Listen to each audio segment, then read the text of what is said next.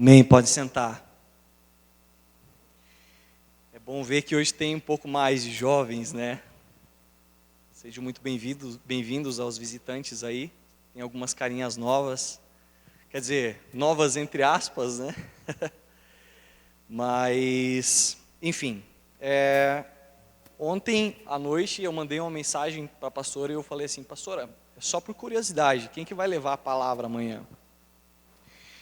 Aí ela: Felipe do céu, esqueci de ver isso daí. Para quem não sabe, os nossos pastores estão viajando. Daí ela falou assim: Felipe, toma conta lá no negócio, né? Aí seja o que Deus quiser, que o coração de vocês esteja aberto para ser ministrado por Deus e não por alguém que é falho, que possa falar umas asneiras aqui na frente. Amém? Na semana passada, a gente passou um final de semana junto com o pastor, num retiro de jovens, em Jaraguá do Sul. Foi até uma situação engraçada, porque a gente foi até Jaraguá, numa igreja, nos encontrar com os jovens lá, e a gente subiu a serra por Schroeder, e quando a gente viu, a gente estava em Campo Alegre. Então a gente foi até Jaraguá para ficar 15 quilômetros daqui.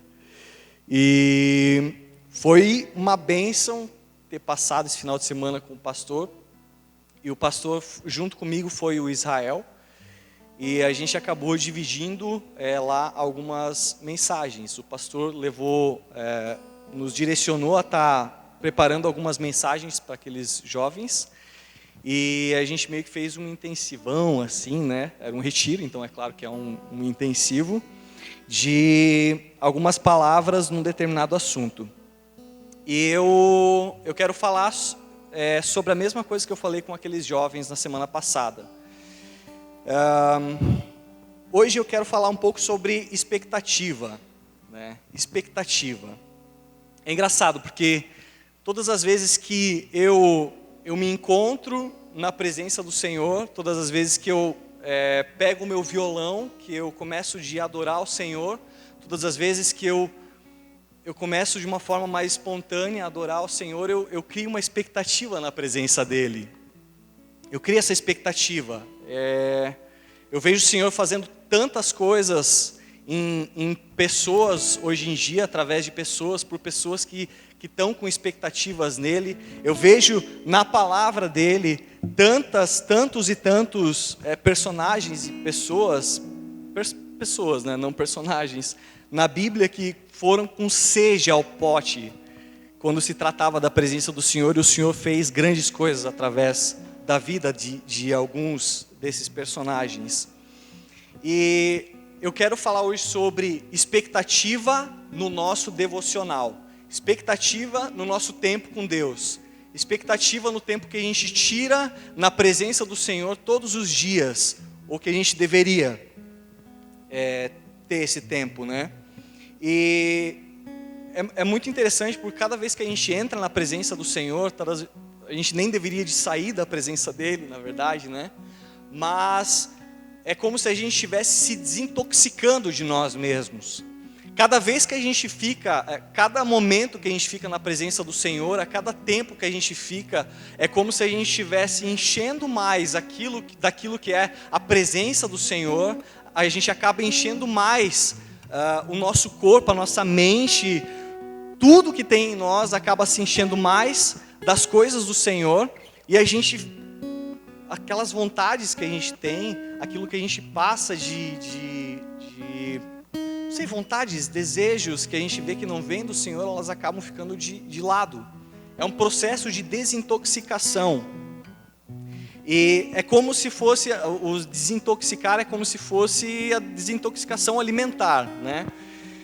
Eu estou precisando passar um pouquinho, porque eu tenho, enfim, para quem caminha um pouco mais perto de mim, sabe que eu estou querendo perder uns quilinhos, né? E como é que funciona? Eu paro de ingerir aquilo que faz mal ao meu organismo, e eu começo de colocar para dentro do meu organismo coisas que façam bem a ele. Salada, frutas, uma alimentação mais regular e tudo mais. E com o passar do tempo, é engraçado porque até o nosso corpo ele desincha, não é?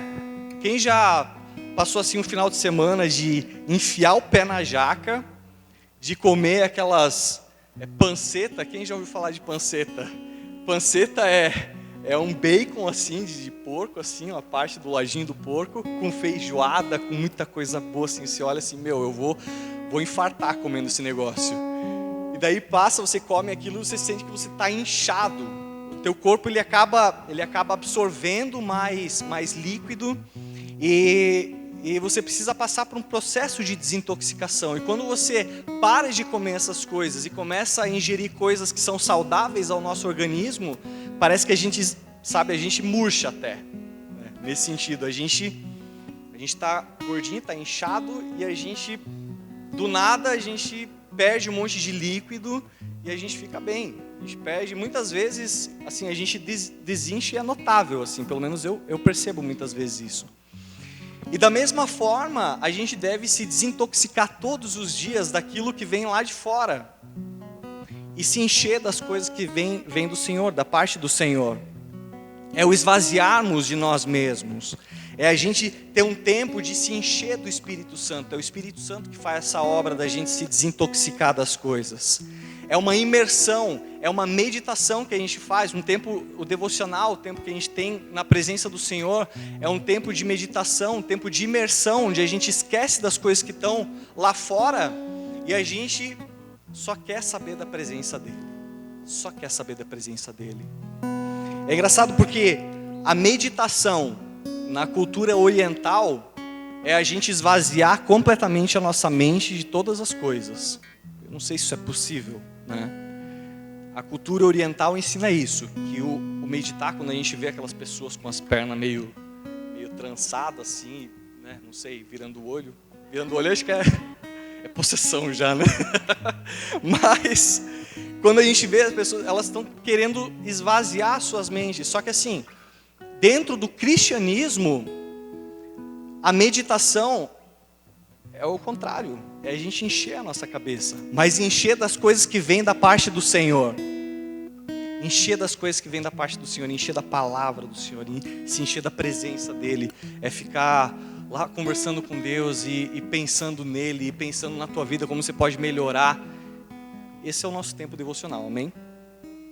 Agora, é engraçado porque se a gente não tem expectativa nesse tempo, se a gente entra no tempo devocional sem expectativa, é quase como se fosse um desastre. Você acaba dormindo, a tua cabeça, você fala, não, eu vou ler, mas quando você pensa, você já está com a tua imaginação lá no trabalho, na faculdade, nos estudos, no colégio, nas situações que você precisa resolver.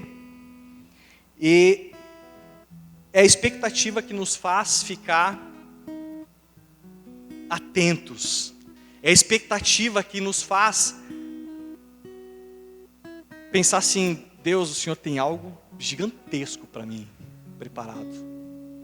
E um exemplo, a expectativa vamos supor, a expectativa quando a gente compra um ingresso para um parque de diversões. Eu fiquei sabendo há pouco tempo que eu detesto parque de diversões. Eu tenho pavor de tudo que é tipo de brinquedo que me passa. A impressão que eu tenho é que a alma vai sair do meu corpo, gente. Eu detesto essa sensação. E eu fiquei sabendo disso num parque de diversões que tinha na nossa cidade, vizinhos aqui. Mas enfim, já estou viajando. Vamos voltar. Quando a gente compra um cartão, quando a gente compra um ingresso para um parque de diversões, qual que é a nossa expectativa? A gente está indo para aquele parque de diversões, e a gente está pensando, eu vou me divertir. Nossa, eu tenho certeza que naquela montanha russa, eu vou jogar os meus braços para cima e a sensação que eu vou ter é de morrer. Para muitos é diversão isso, eu detesto, né? Mas a gente cria uma expectativa de querer passar por experiências boas e novas. A mesma coisa acontece, por exemplo, quando a gente vai fazer um aniversário, quando a gente está prestes a fazer o nosso aniversário, né? Vamos supor um aniversário de virada de década, 30 anos. Eu vou fazer 30 anos daqui 2 anos, isso. 30 anos não é 29 anos, uma idade nada a ver, 29 anos. É meu aniversário, quantos anos vai fazer? 29. Cara, nada a ver.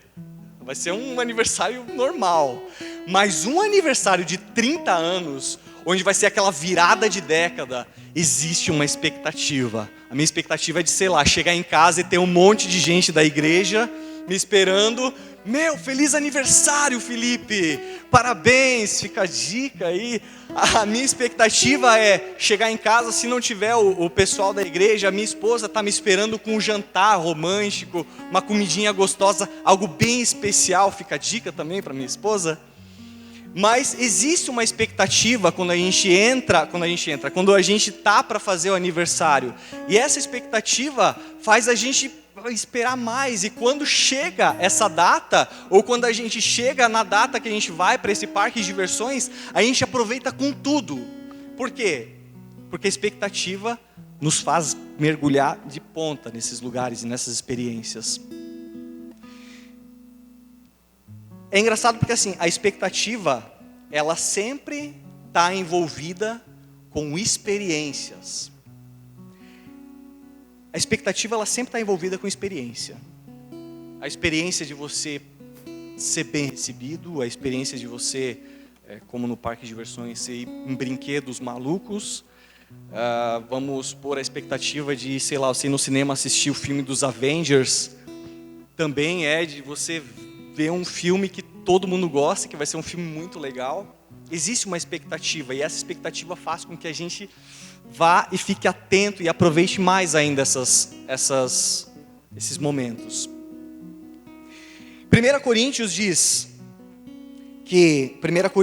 um texto que a pastora gosta bastante de citar aqui, que nem olho nenhum viu, ouvido nenhum ouviu, mente nenhuma imaginou o que Deus preparou para aqueles que o amam. Isso é motivo da gente ler e entrar na presença do Senhor com a maior das expectativas. Porque não tem um olho que viu aquilo que o Senhor vai fazer nas nossas vidas. Não existe ouvido que ouviu falar naquilo que o Senhor tem preparado para falar nos nossos corações. Não penetrou no coração de nenhuma pessoa aquilo que o Senhor tem preparado para aqueles que o amam. O Senhor tem algo preparado, algo fantástico. Mas muitas das vezes a gente perde isso, porque a gente vai para a presença dEle sem esperar essas coisas. E queridos, eu estou pregando para mim mesmo. Isso acontece comigo também. A gente precisa, nesse sentido, quando a gente acorda e pensa, vou ter um momento de devocional, criar a maior expectativa de que o Senhor vai falar, de que o Senhor vai mudar, de que o Senhor vai transformar, de que o Senhor vai dar direção, de que o Senhor vai fazer coisas fantásticas. Amém?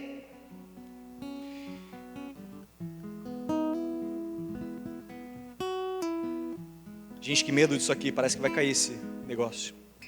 Aí. Vamos lá, hoje eu quero falar um pouco sobre expectativa no devocional. Acho que já deu para entender sobre o que a gente vai falar, né? Devocional, eu peguei até uma definição no Google, né? Diz assim, devocional é a demonstração de devoção e admiração por algo ou alguma coisa, normalmente relacionado com aspectos religiosos.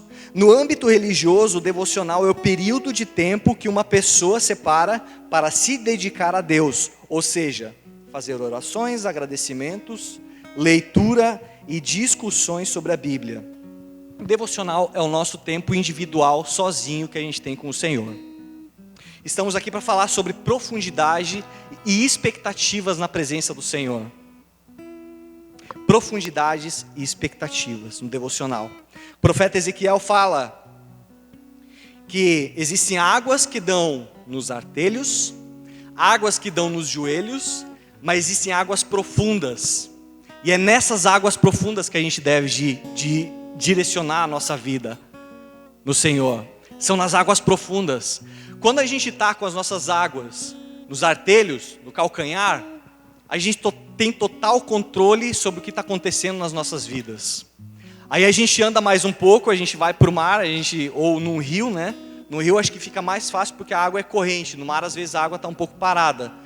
E dentro de um rio a gente está com a água no joelho, não acontece nada, no tornozelo não acontece nada. A gente anda um pouco mais, a água fica no joelho, a gente ainda tem controle sobre as coisas que estão acontecendo, a gente consegue se firmar e a correnteza não tem controle sobre a nossa vida. Mas a partir do momento que a gente vai um pouco mais para o fundo, onde os nossos pés não encostam no chão, onde são águas profundas, dentro de um rio, quem conduz a nossa vida é o rio.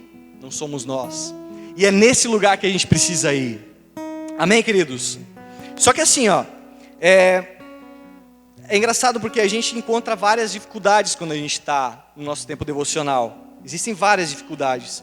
Existe a preguiça, existe o sono, falta de tempo. Muitas vezes a gente não encontra tempo, né? Não ter um lugar específico para tirar esse tempo com o Senhor. Trabalho, o frio agora para a nossa região é um negócio que pega a gente acordar um pouco mais cedo para estar na presença do Senhor. Faculdade, casamento, namoro, Gente, se a gente ficar aqui, a gente pode dar inúmeras as desculpas para entrar na presença do Senhor. E isso me lembra uma frase de um, eu digo que é um poeta, é um filósofo, e eu tenho certeza que esse cara marcou a vida de muitas pessoas aqui. Ele falava: não existe trabalho ruim, o ruim é ter que trabalhar. Esse cara é o Seu Madruga do Chaves. A mesma coisa é no devocional. Não existe devocional ruim. Muitas vezes o ruim é a gente ter que vencer todas essas nossas vontades para fazer o devocional. Gente, muitas das vezes não é algo gostoso, mas o Senhor tem algo gigantesco preparado. É preciso vencer essas barreiras. Nunca vai ser fácil conseguir fazer essas coisas.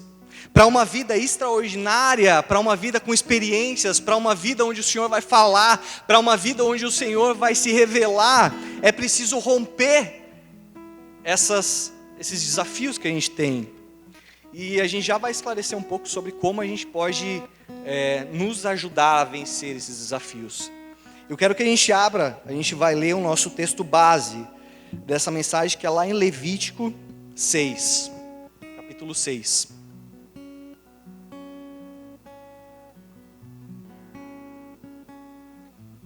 Esse texto fala muito comigo a respeito do devocional.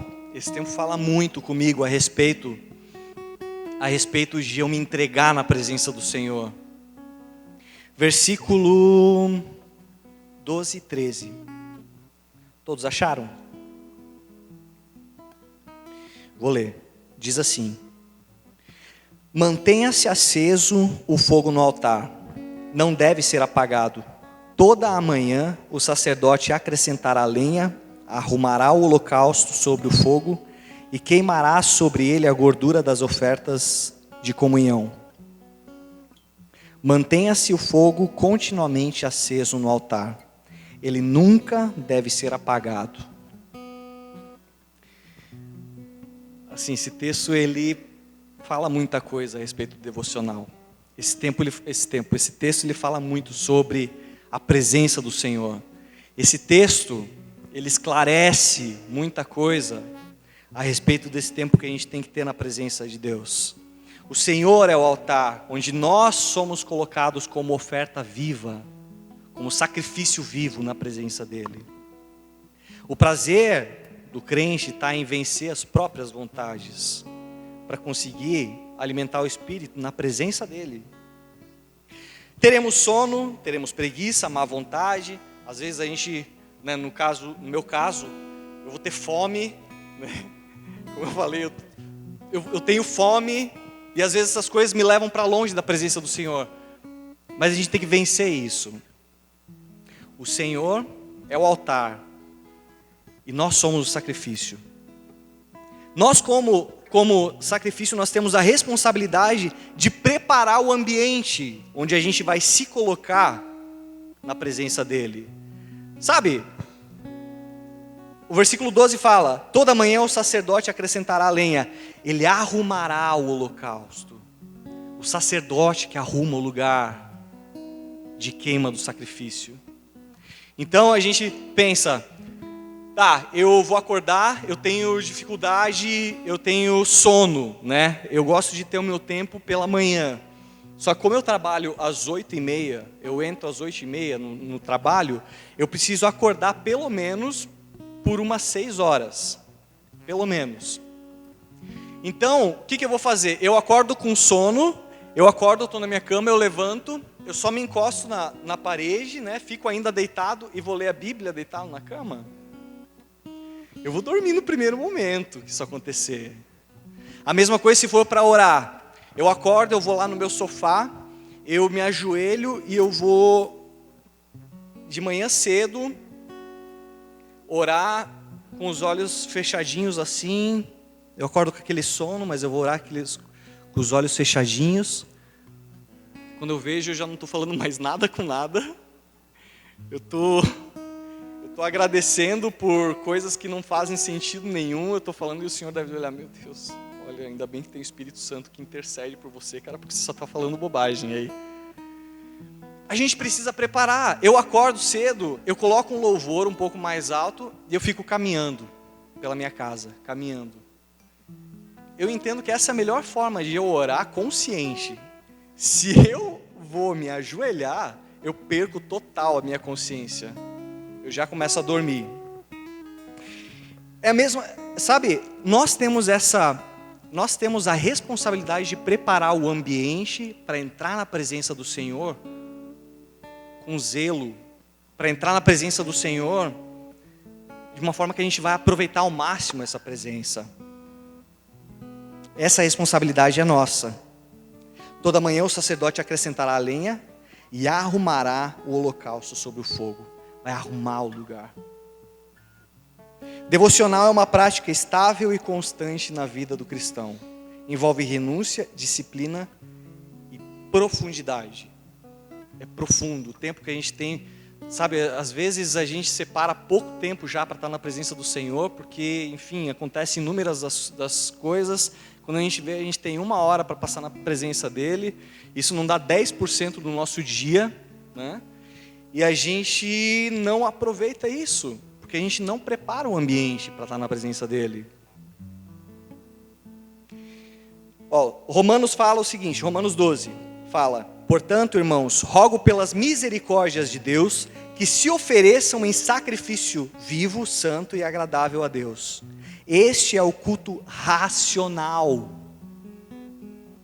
de vocês. Racional, está dentro da nossa razão, não são sentimentos. Se eu tô com sono, então eu não tô a fim de orar, o Senhor vai entender, precisa ser espontâneo. Uma ova. O culto é racional. Eu preciso orar. Eu vou vencer o meu sono, porque o culto é racional. Eu vou orar em pé e andando, porque o culto é racional. Eu não posso ficar aqui perdendo tempo. Não se amoldem ao padrão deste mundo, mas transformem-se pela renovação da sua mente, para que sejam capazes de experimentar e comprovar a boa, agradável e perfeita vontade de Deus. Se não existir razão no nosso culto, se não for um culto racional, nós não vamos ser capazes de experimentar e comprovar a boa, agradável e perfeita vontade de Deus. Então, ok, a gente entendeu o que é devocional, a gente entendeu o que é o nosso tempo com o Senhor, a gente entendeu que quando a gente vai entrar na presença dEle, vão existir inúmeras coisas que vão nos fazer sair da presença dEle. Então a gente precisa se policiar, porque existem ali algumas dificuldades que a gente se encontra para estar na presença dEle, para tirar o nosso tempo devocional. Então a gente sabe o que é e a gente sabe que a gente vai ter dificuldades.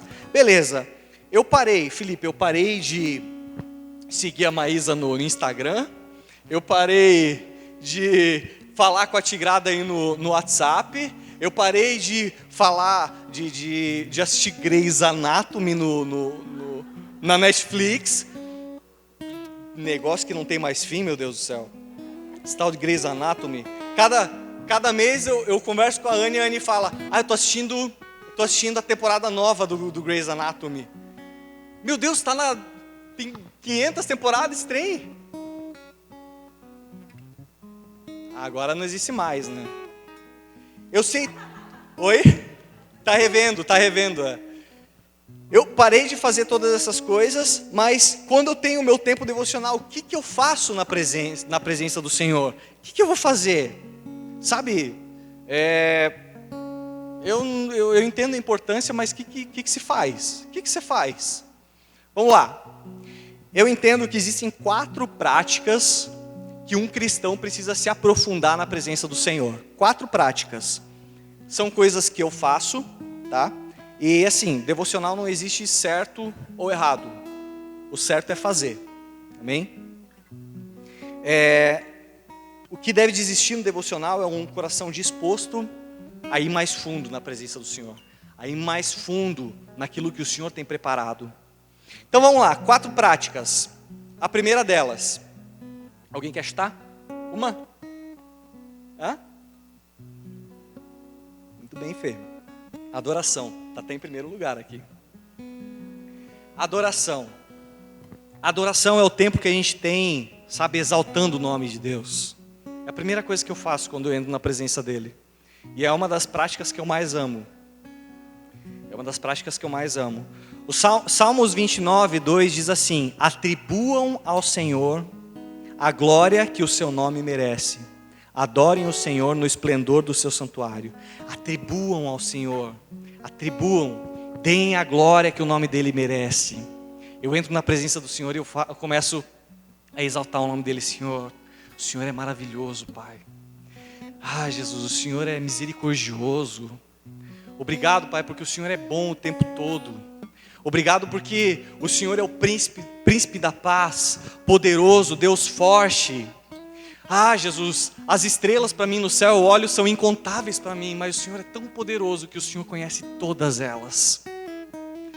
Jesus, eu pego um punhado de areia na minha mão e eu foge da minha capacidade de entender quantos grãos de areia tem na minha mão, mas o Senhor sabe o Senhor é tão poderoso que sabe quantos grãos de areia há na terra, no mar, em todo esse planeta. Sabe, adorar o Senhor é começar a engrandecer o nome dEle. E é engraçado porque o tempo vai passando e sabe, irmãos, o repertório uma hora acaba, né? Aí eu pelo menos, eu imagino o Senhor olhando assim: meu Deus, lá vem esse menino de volta aí.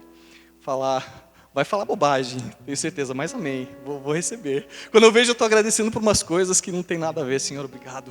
O Senhor é poderoso porque deu a capacidade humana do homem criar o doce de leite, que é um negócio tão gostoso, Senhor. Sabe? Começa a agradecer. Isso é engrandecer, atribuir glórias ao Senhor pela capacidade, por todo o poder que Ele tem. É o tempo de adoração. Eu entro na presença dEle e a primeira coisa que eu faço é engrandecer o nome dEle. E gente, eu amo fazer isso. Depois, beleza, o repertório acabou. Eu entendi que passou já um tempo na presença dEle, adorando, exaltando o nome dEle. Aí é o tempo que eu tenho de oração e intercessão. É o tempo que, sabe, aquela oração mais horizontal, onde a gente lembra dos nossos colegas de trabalho que ainda não conhecem ao Senhor.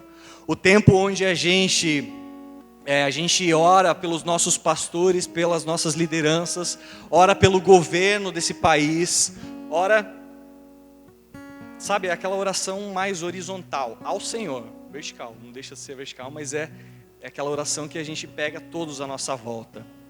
É o tempo de oração, é isso. Efésios 6:18 diz assim: orem no Espírito em todas as ocasiões, com toda oração e súplica. Tendo isso em mente, estejam atentos e perseverem na oração por todos os santos.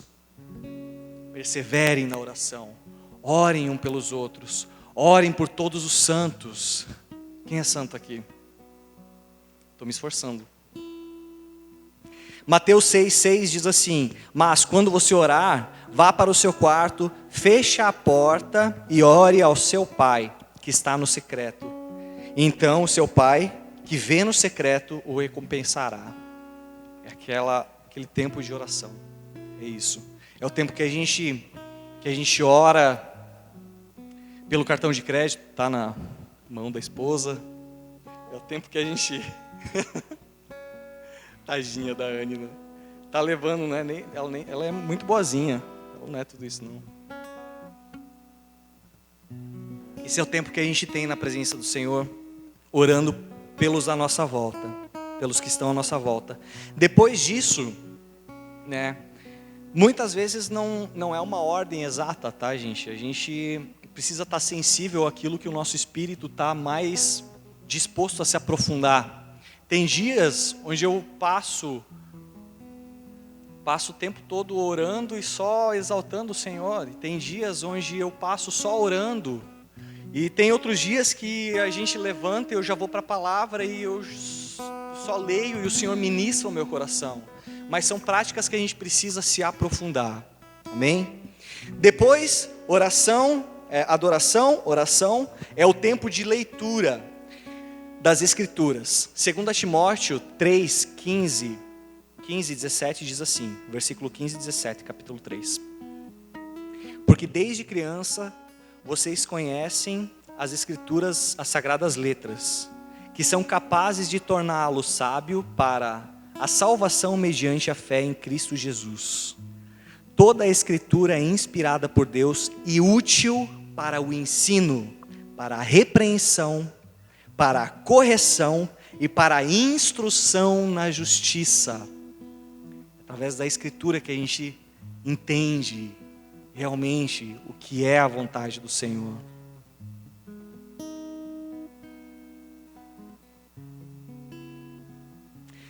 Para a instrução na justiça, para que o homem de Deus seja apto e plenamente preparado para toda a boa obra.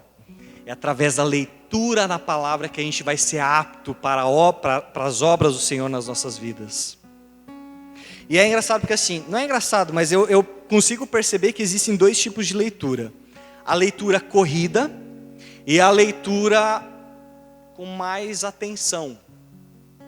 E às vezes eu preciso cuidar, porque a gente é ansioso. Às vezes eu sou meio ligado no 220, a Anne sabe disso. Hoje eu estava meio assim, eu tomei um café, eu tava loucão lá em casa. E quando eu vejo, eu tô lendo a Bíblia, só que assim, eu tô... Só que eu não chego a absorver as coisas.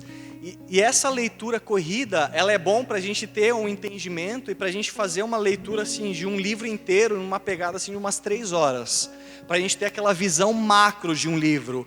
Mas o Senhor vai falar e vai ministrar através da nossa leitura com atenção.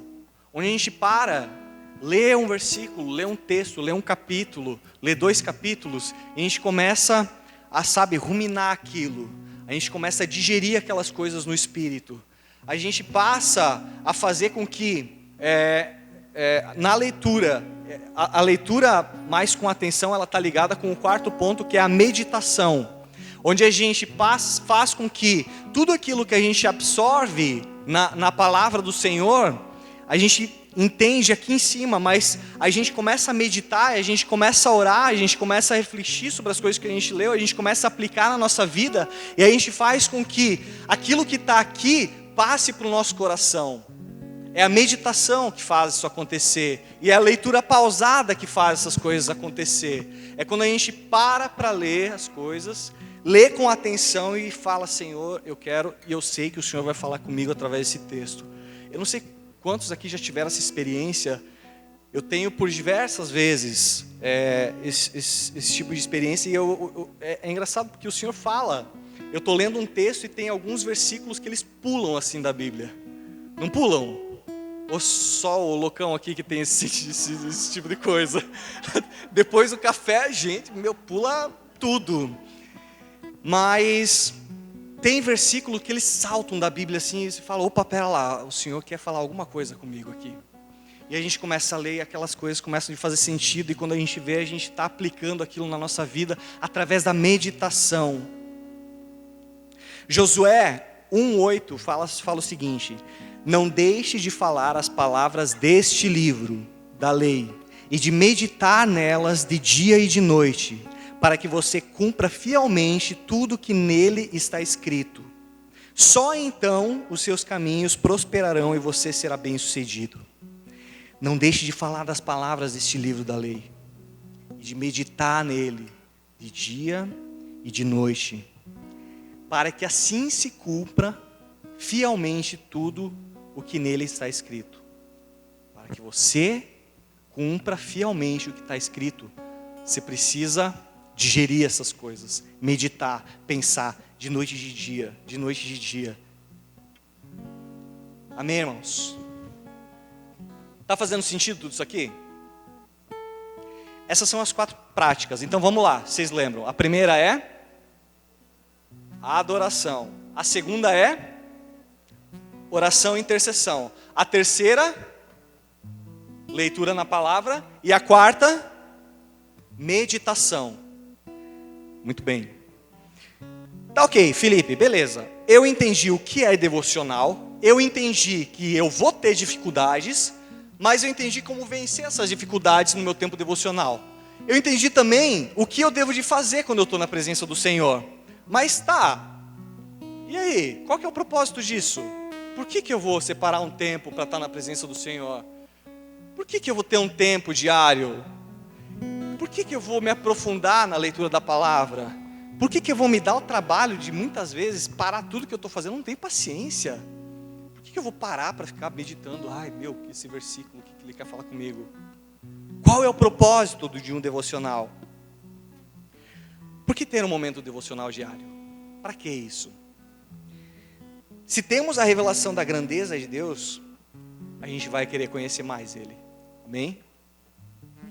Se a gente sabe que Ele é o Deus que criou os céus e a terra, que Ele quer se relacionar conosco, que basta a gente tomar uma posição de fé, de entrar na presença dEle, que Ele vai falar, que Ele vai usar as nossas vidas. Se a gente tem essa revelação, a gente vai querer mais o Senhor. É nesse tempo que nós conhecemos de fato o Senhor. É no devocional. Não é só no Em Casa, né, que é o nosso grupo de estudo da palavra. Não é só nos cultos. Não é no momento de discipulado. E posso falar que é muito pouco nesses tempos. Onde a gente vai conhecer mais e mais do Senhor vai ser no nosso tempo devocional. É nesse tempo que nós somos ministrados e moldados à vontade dEle. É nesse tempo que nós somos direcionados em áreas específicas. É nesse tempo que nós entendemos e acabamos sabendo que cada vez mais nós não fazemos parte desse mundo, mas pertencemos ao seu reino. O seu reino. Agora sim, quanto maior a expectativa, mais profundo vai ser isso daí. Mas a gente vai aproveitar esse tempo. Se não houver expectativa, Deus é Deus, Ele pode fazer qualquer coisa. Ele pode te chacoalhar mesmo, não tendo expectativa. Mas com expectativa, meu irmão, aí o bicho vai pegar. Aí o Senhor vai fazer. Aí o Senhor vai nos levar para lugares mais altos. Quantos aqui querem ir para lugares mais altos na presença dEle? Quantos aqui querem, ter o seu coração queimando e desejando pela vontade do Senhor? Quantos querem? Amém.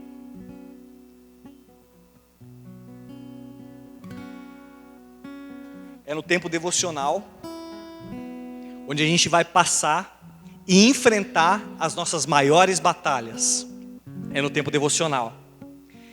Existe uma pessoa na Bíblia, eu quero que vocês abram esse texto aqui, eu quero ler com vocês. Ele fala muito comigo também a respeito devocional. Como esse texto me ministra. Está lá em 1 Samuel. A gente vai falar sobre Davi. Quantos conhecem Davi? Na Bíblia. Davi. 1 Samuel, 17, capítulo 17. Vamos ver aqui. 17.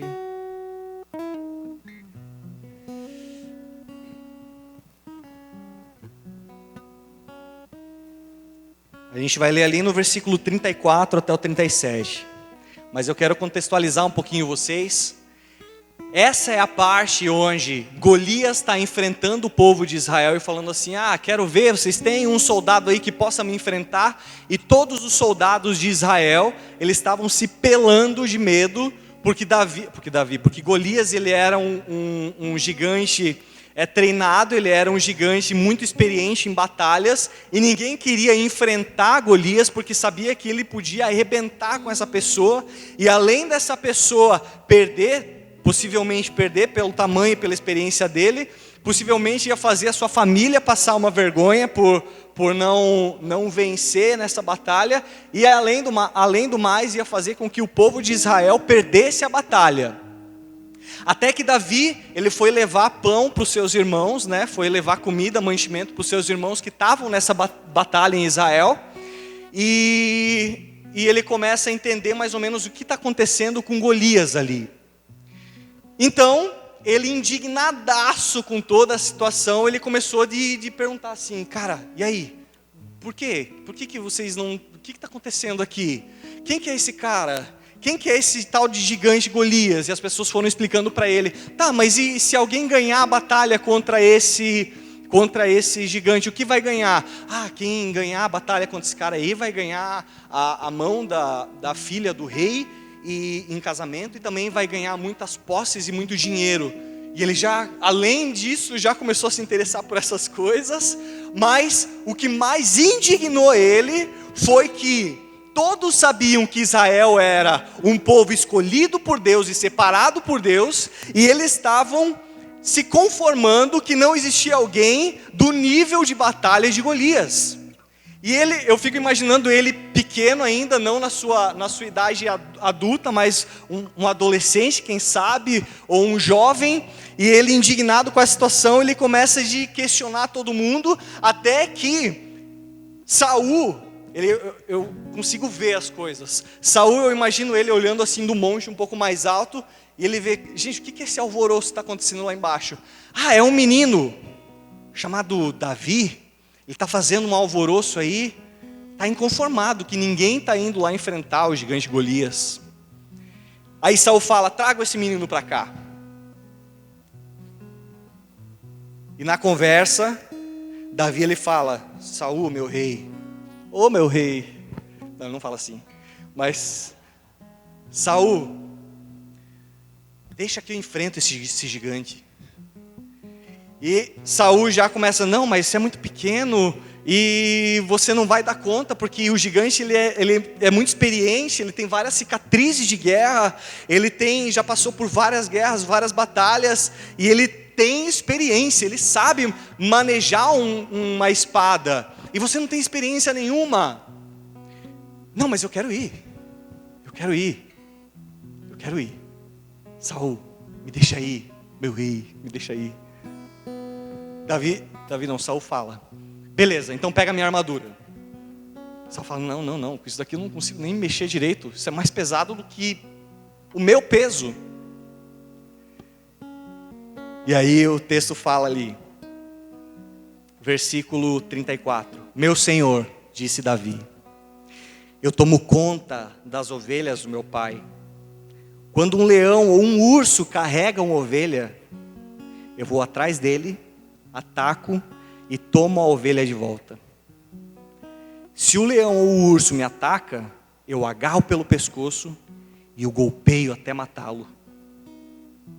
Tenho matado leões e ursos e vou fazer o mesmo com esse filisteu pagão, que desafiou o exército do Deus vivo. O Senhor Deus me salvou de leões e de ursos, e me salvará também desse filisteu. Gente, as maiores batalhas de Davi foram no secreto. Foi no secreto que ele entendeu quem ele era em Deus. Foi no secreto que ele enfrentou leões e ursos e tirou as ovelhas da boca dos ursos e dos leões, e ninguém estava vendo isso. Foi no secreto que essas coisas aconteceram. A maior experiência de Davi, sabe qual foi a maior experiência de Davi? Foi a primeira, foram as primeiras, no secreto. As demais foram consequência daquilo que ele descobriu em Deus no secreto. Foi no secreto que ele entendeu que Deus podia fazer através da vida dele. E eu acredito que Deus quer levantar, sim, verdadeiros guerreiros aqui. Deus quer levantar pessoas que estejam dispostas a levar a sua bandeira. Deus quer levantar pessoas que estejam dispostas a ser usadas por Ele.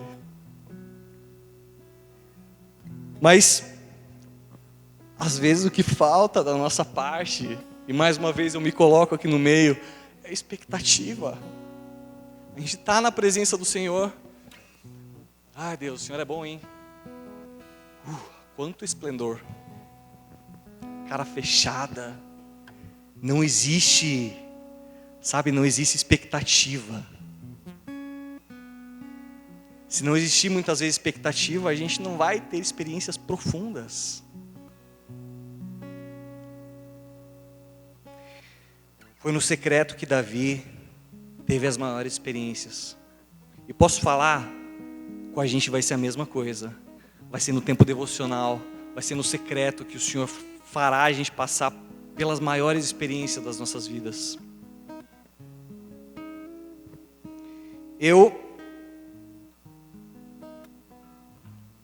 Há um tempo atrás, eu quero compartilhar uma experiência que eu tive. Que eu acredito que se eu não tivesse sensível ao Senhor, e isso é algo que a gente faz todos os dias. A sensibilidade, ela vem quando a gente está na presença do Senhor todos os dias. Essa sensibilidade, ela acaba aparecendo quando a gente cumpre o nosso propósito no devocional. Eu estava passando por um momento de crise, aqui mesmo no vertical, uma crise talvez até de identidade no sentido do louvor. Eu não sabia o que Deus queria para a minha vida aqui.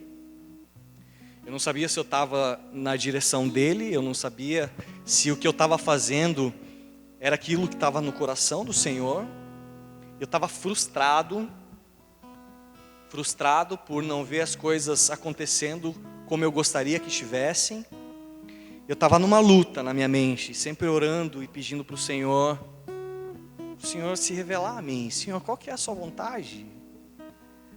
Que eu estou aqui, eu estou adorando o Senhor, mas às vezes a impressão que eu tenho é que nada acontece. Ei, Senhor, era uma crise. Além do mais, com essa crise eu estava sem um violão ainda. Então isso já era algo que era um plus ainda, né? E ainda além do mais, eu não tenho um violão, tenho que ficar emprestando do pastor Edu, tenho que ficar emprestando do pastor Jean, e todo sábado, e daí eu quero tirar as minhas músicas em casa e, poxa, eu não tenho violão, como é que faz? Eu estava com essas dúvidas a respeito do que Deus estava fazendo na minha vida, no louvor. E eu comecei de colocar isso em oração e clamar por essa situação e pedir: Senhor, me dá uma direção, Senhor, me mostra qual que é o caminho que o Senhor quer para mim. E orando por alguns meses nesse sentido, orando por algum tempo nesse sentido, né? Jamais, até que o Senhor me deu uma direção, eu não larguei mão daquilo que eu estava fazendo, porque eu entendi que eu precisava de uma direção. E teve uma reunião de liderança de departamento na casa do pastor, quando a gente tinha uma equipe bem menor de líderes de departamento. Então podia acontecer essas reuniões na casa do pastor, né? Hoje em dia, graças a Deus, a gente já está com uma equipe bem maior. Glória a Deus por isso. E as reuniões acontecem, enfim, na igreja geralmente. Mas foi na casa do pastor. E essa reunião aconteceu junto com o pastor Nathan. Para quem não sabe, o pastor Nathan é um dos nossos pastores na nossa igreja matriz, na Carolina do Norte, nos Estados Unidos. E ele que foi ministrar o louvor nessa reunião e ministrar a palavra. E a reunião começou, cada um tomou o seu lugar, a gente sentou na roda ali, né, eu e a Anne. E o louvor começou, o pastor Nathan começou a tocar, a ministrar o louvor. E eu comecei a ser tomado por uma impaciência. Fui tomado por uma impaciência, sabe? Algo assim, não sei, como falar, agitado. Eu fiquei agitado, eu não sabia o que estava acontecendo. Quando eu me vi, eu nem estava cantando as músicas do louvor, eu estava só agitado ali, Senhor, mas o que é isso? É uma agitação que eu sabia que não vinha de mim. E essa agitação ali, e o louvor acaba, o pastor Nathan começa a ministrar a palavra, e eu na palavra eu não estava prestando atenção em nada, porque eu estava tomado por essa agitação, até que o Senhor ele fala assim para mim: Felipe, tá vendo o pastor Nathan ali? Vou te dar o violão dele.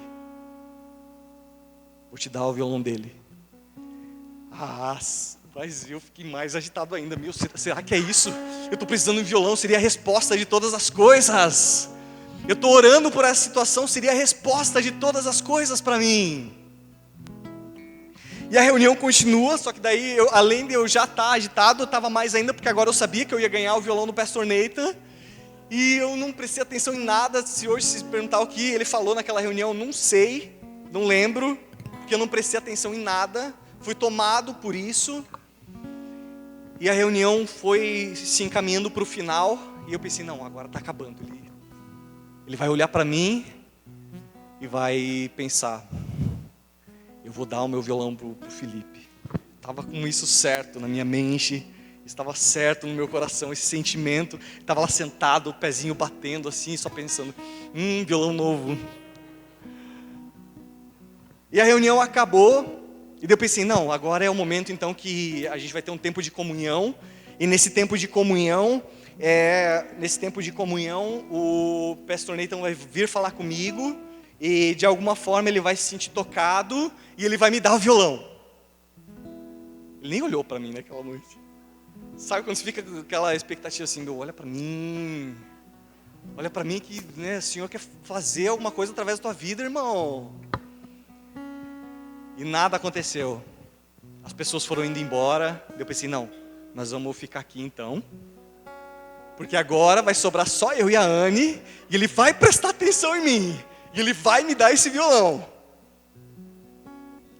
E chegou um momento que eu já estava constrangido, porque estava tipo assim, pois é, todo mundo já foi, né? Os pastores assim. E aí, né? Vocês não vão também? Aí eu me rendi a isso, eu falei, tá bom, vamos para casa. E eu não ganhei o violão do pastor Nathan. Só que assim, esse sentimento eu tinha certeza que não vinha de mim. Esse sentimento. Eu fui tomado por uma agitação que não veio de mim. Eu sabia que não vinha de mim. Isso me marcou naquela noite. Essa experiência me marcou naquela noite. Me marcou porque eu não prestei atenção em nada. Não lembro das músicas que foram tocadas, não lembro do que o pastor Nathan ministrou na palavra, não lembro de nada. E o tempo passou. Passaram-se ali uns 4 meses. E acabou um culto de domingo, eu acho que era, a gente estava lá na igreja antiga ainda. E o pastor Edu me chamou para ir na sala do pastor Jean, para conversar. E daí lá, eu ainda estava orando por essa situação, porque eu ainda estava nessa crise, eu não tinha saído dela, essa crise do louvor. E o pastor Edu me chamou para conversar na salinha, e eu fui lá, e ele começou a falar: Felipe, eu acredito muito no teu chamado, eu acredito no que o Senhor está fazendo na tua vida, através do louvor, e eu quero te dar um presente. Aí ele tira do chão assim, um case novinho de violão. Novinho case. Eu pensei, uau, um violão. case era novinho, mas o violão que estava lá dentro era um violão antigo. Esse violão, ele tinha um case, só que o case já estava tão batido que sairia mais barato comprar um case novo do que mandar arrumar aquele. Então o pastor Edu comprou um case novo, para me entregar esse violão. Quando eu abro o violão, era o violão que era do pastor Edu. Só que antes de ser do pastor Edu, esse violão foi do pastor Jean. E antes do pastor Jean, quem foi o dono dele? Pastor Nathan. Eu ganhei o violão do pastor Nathan, gente. Mas no tempo de Deus. E sabe, é esse violão aqui, ó. Esse violão aqui. Tá orando? Olha, irmão, eu acho que Deus não vai tocar no meu coração. Mas assim, eu estava sensível, gente. Essa sensibilidade se deve a tempo na presença do Senhor. Quando a gente investe tempo na presença do Senhor, o Senhor nos marca com essas coisas. Agora, vocês acham que se eu não tivesse tido, naquela época, uma constância no meu devocional, uma constância no meu tempo de qualidade com o Senhor, se eu não tivesse isso, vocês acham que eu seria tomado por isso e que eu entenderia que seria da parte do Senhor essa agitação? Muito provavelmente não. Eu teria ganho esse violão e não faria sentido nenhum na minha vida. Ia ser só um presente. Mas olhando todo o pano de fundo, o Senhor fez algo incrível. Junto com o violão, o pastor Edu, ele me entregou uma carta onde falava a respeito, né, do meu chamado. Mais uma vez, ele nessa carta falou o quanto ele acreditava que o Senhor ia usar a minha vida ainda nesse departamento. Se eu não tivesse constância no devocional, provavelmente isso não aconteceria. E há um tempo atrás eu estava viajando a trabalho. A gente já está se encaminhando para o final, tá? Eu estava viajando e na volta, para quem não sabe, eu trabalho com vendas e o meu trabalho às vezes exige que eu viaje para longe. E eu estava voltando dessa viagem, eu embarquei no avião para voltar. E eu estava numa companhia que meio que os caras até se exaltam assim, nós somos a companhia que menos atrasa voo, né? Só que naquele dia o voo estava atrasado. A gente já tinha embarcado no avião, o avião ele tinha chego no horário certo, mas a gente embarcou e ele estava atrasando para decolar. E passou uns 10 minutos ali, eu entendi que alguma coisa aconteceu, mas enfim, não dei muita bola. E o piloto, ele fala para os passageiros: atenção, passageiros, dizia o piloto, nosso voo está atrasado porque nós estamos esperando a polícia militar chegar. Nós vamos transportar um órgão até Curitiba. Então, a gente está um pouco atrasado, mas é por uma boa causa. Nós vamos levar um coração até Curitiba. E todo mundo ficou, uau, cara, que animal isso. Um coração fora do corpo humano aqui. Todo mundo olhou assim, meu, que legal. Eu tive essa sensação, nunca passei por isso. E acho que não é algo comum também, né? E é engraçado porque chegou o avião pousou da polícia militar, e daí saiu os policiais com um coolerzinho assim, né? Me sentindo Grey's Anatomy. Saiu com um coolerzinho, e provavelmente o coração estava dentro daquele cooler, né? Com muito gelo para conservar. E eu já comecei a fantasiar as coisas. Já comecei a fantasiar. Eu lá com meu fonezinho de ouvido, já comecei, Senhor, ó Jesus, como o Senhor é bom, assim somos nós, como esse avião. Não tínhamos um coração, e agora o Senhor deste para nós um coração que é o do Senhor, e Ele bate vivo dentro de nós. Comecei a viajar na maionese. Mas, de uma forma muito sutil, o Senhor veio e falou no meu espírito assim: não é bem assim, é parecido. Esse avião é como você mesmo. Muitas vezes esse avião é como você, que carrega um coração que não é meu. Eu, grosso. Pensei, pra que falar assim, Senhor? Mas muitas vezes é isso que acontece. A gente carrega um coração que não é do Senhor. E porque a gente não investe tempo na presença dEle. A gente não investe tempo na presença dEle. E como queremos ter o coração do Senhor se nem ao menos o conhecemos? Quero que vocês fiquem de pé.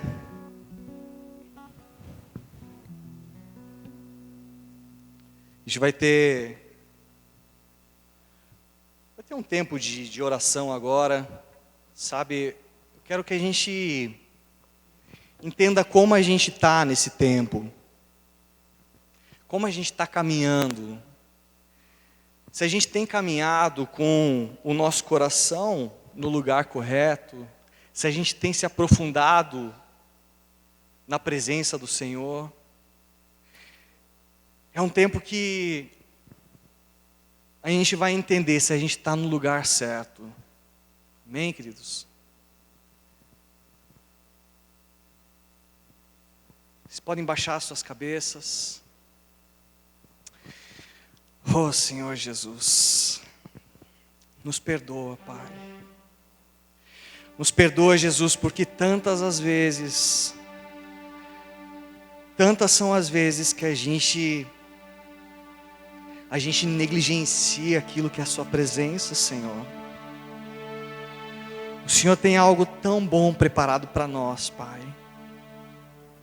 E às vezes o que a gente faz, Pai, quando entramos na sua presença, é sem expectativa nenhuma, Senhor. Sem expectativa de que o Senhor pode fazer coisas incríveis, Pai. Ah, Senhor, nós queremos ter o teu coração, Jesus. Nós queremos ter, Pai, ter o teu coração. Nós queremos enxergar as coisas que o Senhor enxerga, Senhor. Nós queremos, Jesus, escutar aquilo que o Senhor escuta, Pai. Nós queremos ser a manifestação do Senhor aqui na terra, Jesus. Nos perdoa, Pai. Nos perdoa por às vezes escolher ficar na frente de uma TV, vendo coisas que não agregam nada às nossas vidas, Senhor. Ao invés de estar lendo da sua palavra e nos aprofundando naquilo que é a sua vontade, que está estabelecida de forma material na palavra do Senhor.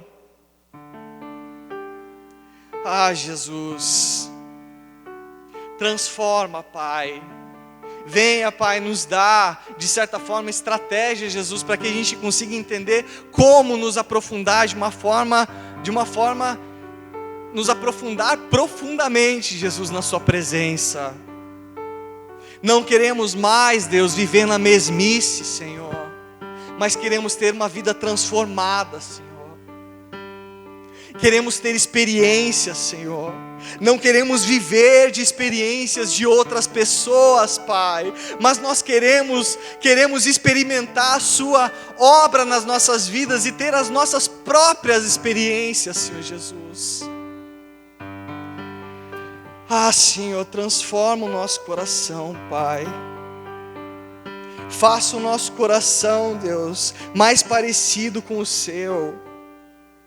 Nos dê, Senhor, uma sensibilidade de entender, Pai, as pessoas à nossa volta. Deus, que através da leitura na sua palavra, a gente consiga, Deus, usar a sua palavra para alcançar outras pessoas, e que essas pessoas se sintam tocadas e amadas pelo Senhor, por uma palavra que não vem de nós mesmos, mas vem do Senhor Jesus. Ah, Senhor, nós não queremos viver na mesmice, Pai, mas queremos algo diferente, algo novo. O Senhor tem vinho novo preparado para nós, Senhor. O que o Senhor tem preparado para nós, Deus, não é aquilo que os outros vivem, mas sim é algo novo, Senhor.